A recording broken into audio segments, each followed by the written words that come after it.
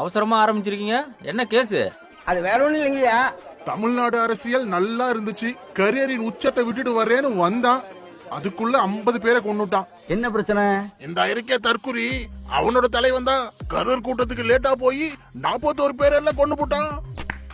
ஏற்கனவே அவனை நாச்சிஸ்னு வேற சொல்றாங்க, இப்போ கொலை கேஸ் வேறயா? ஏப்பா தம்பி, கூட்டத்துக்கு எதுக்கு லேட்டா போனாரு? கதறு கதறு. 27ஆம் தேதி ஷெட்யூல் பண்ணது திருவள்ளூர், எதுக்காக கரூர்ல போய் கூட்டம் போட்டீங்க? ஊப்பிங்க தான் எல்லாத்துக்கும் காரணம் ப்ரோ. 3 மணிக்கு பர்மிஷன் வாங்கிட்டு ஏன் 12 மணிக்கே விஜய் வருவார்னு சொன்னீங்க? 200 ரூபாய் கிரெடிட்டட் சக்சஸ்ஃபுல். நான் கேக்குறேன். அவன் தலைவன் மாதிரியே இவனும் தற்குறி, சினிமா டயலாக் மாதிரி பேசுங்க, அப்பதான் கேட்பான். கொத்தடிமை கொத்தடிமை. 10,000 பேர் தான் வருவாங்கன்னு ஏன்டா சொன்னீங்க? அண்ணனை பார்த்து பயமாடா? பாதிக்கப்பட்டவங்களை ஏன்டா இன்னும் போய் பார்க்கல? ஜட்ஜி நீயும் ஊப்பி தானே? டிஎம்கே தான் இத பண்ணாங்கன்னு ஏதாவது ஆதாரம் வச்சிருக்கியா? டிவிக்கே டிவிக்கே.